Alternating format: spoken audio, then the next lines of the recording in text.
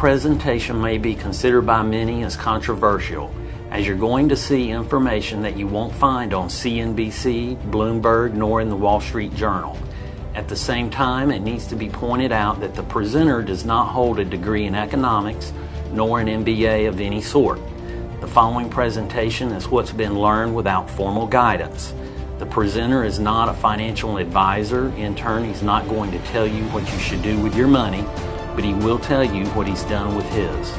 This strategy has performed phenomenally well over the past 10 years. There are no guarantees that it will do so in the future. The following is for informational and educational purposes only. The investments and risks that you take are yours and yours alone. Before getting started, we'd like to point out that the word crisis, when translated into Mandarin, means opportunity. We'll come back to this. As you know, some guys are fanatics about baseball. Others, it's football, while others, it's golf. If one had to pin the fanatic pin on me, it would be about the financial markets. Hello, my name is Bob Chandler. I'm a business owner in the metro Atlanta area, a husband, and a father to 2 girls. Back in 97, 98, 99, I was buying technology stocks, and at that time I thought it was a stroke of brilliance. Then, in the 2000 to 2002 tech wreck, I nearly had my head handed to me. The stocks in the technology sector collapsed 80%, literally. And 10 years later, they're still down 50% from the all-time highs. And it was at that time I realized I'd fallen prey to a mania. Upon this realization, I swore I'd never be so gullible again. Since then, I've been on a quest to understand the markets. I've read numerous books and literally thousands of financial articles. In March 2003, I read the book Conquer the Crash by Robert Prechter.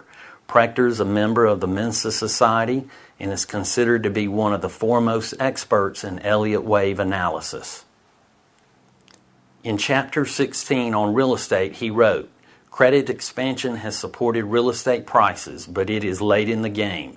The dramatic tumble in interest rates in 2001 has spurred a record number of home sales because financing rates appear low.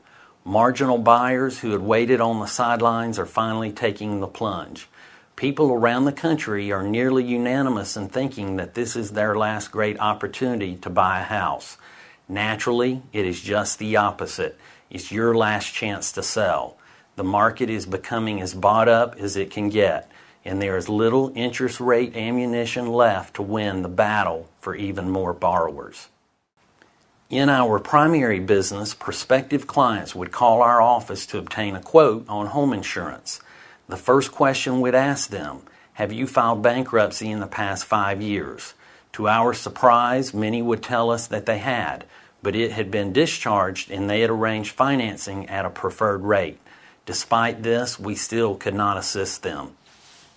After much reading and consideration, it became obvious we were in the midst of a full-blown mania, a real estate mania, and one that would not end well. While in high school, there was a poster that hung on the weight room wall that says, "If you don't learn from your mistakes, there's no sense in making them." In light of this, and with the bitter taste of the tech wreck still in my mouth, I sold our office building in the summer of '05. To this day, we're still renting, and sold our home in the summer of '06. My family and I rented a home for 3 years and purchased a home just 2 years ago from a bank that was roughly 40% off the original asking price. Many people say, "Hey Bob, you're back in real estate and must believe we're nearing a bottom of the market, correct?"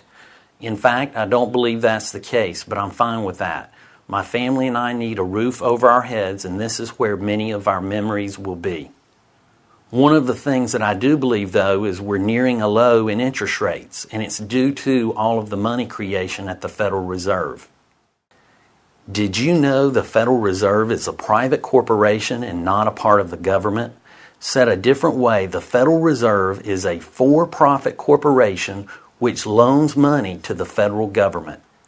In 1910, 6 men representing 25% of the world's wealth took a clandestine train ride from New Jersey down to Brunswick, Georgia, where they boarded a boat that took them to Jekyll Island. On it were Benjamin Strong, Henry Davidson, Senator Nelson Aldrich, Paul Warburg, Frank Vanderlip, and Abraham Andrew.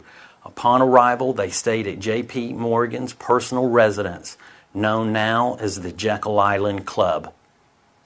It was during this gathering that they wrote what came to be known as the Federal Reserve Act, which was passed by Congress in 1913, and the purpose was to fight their common enemy, competition.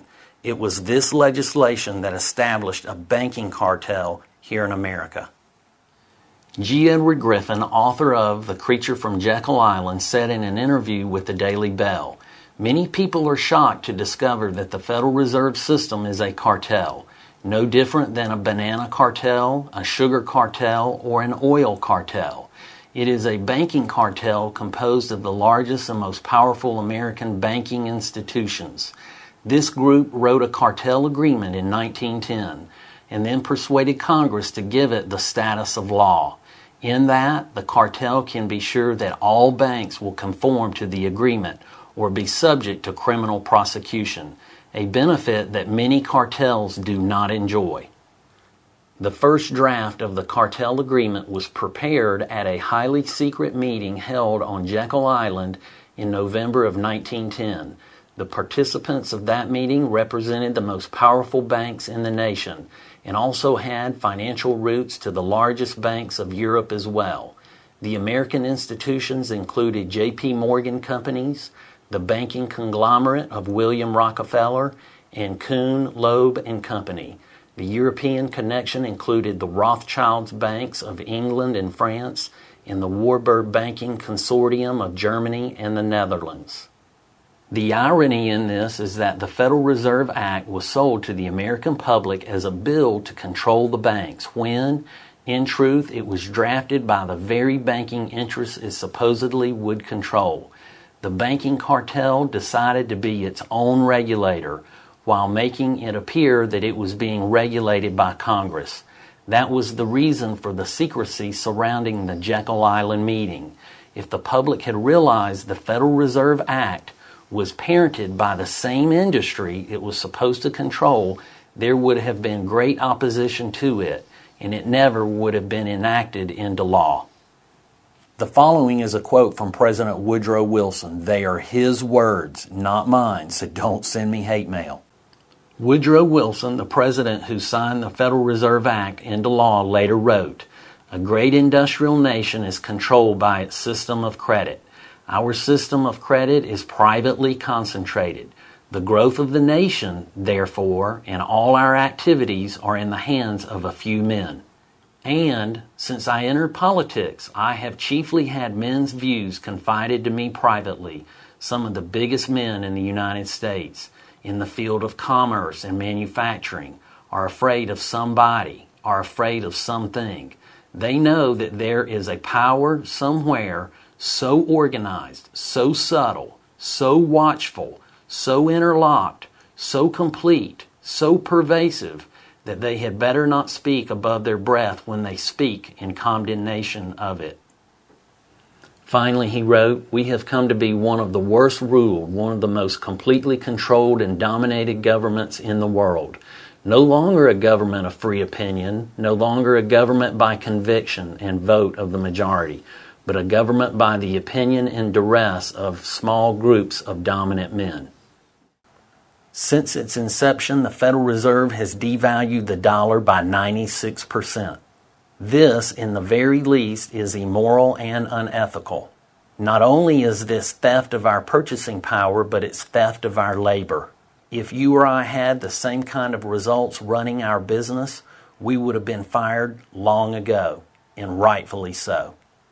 The Federal Reserve is America's third attempt at central banking.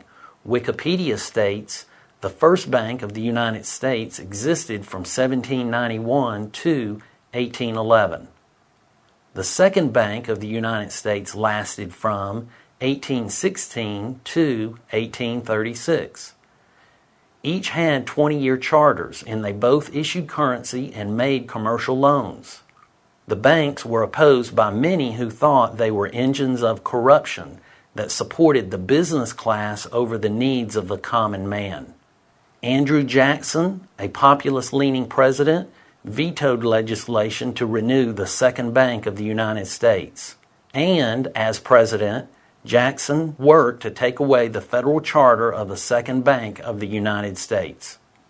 The Second Bank had been authorized during the James Madison tenure in 1816 for a 20-year period. Jackson opposed the national bank concept on ideological grounds. In Jackson's veto message written by George Bancroft, the bank needed to be abolished because it concentrated an excessive amount of the nation's financial strength into a single institution. It exposed the government to control by foreign interests. It served mainly to make the rich richer. It exercised too much control over members of Congress. Jackson followed Thomas Jefferson as a supporter of the ideal of an agricultural republic and felt the bank improved the fortunes of an elite circle of commercial and industrial entrepreneurs at the expense of farmers and laborers. After a titanic struggle, Jackson succeeded in destroying the bank by vetoing its 1832 recharter by Congress and withdrew U.S. funds in 1833. And as a tribute to President Jackson, what has the Federal Reserve done? They put him on the $20 bill.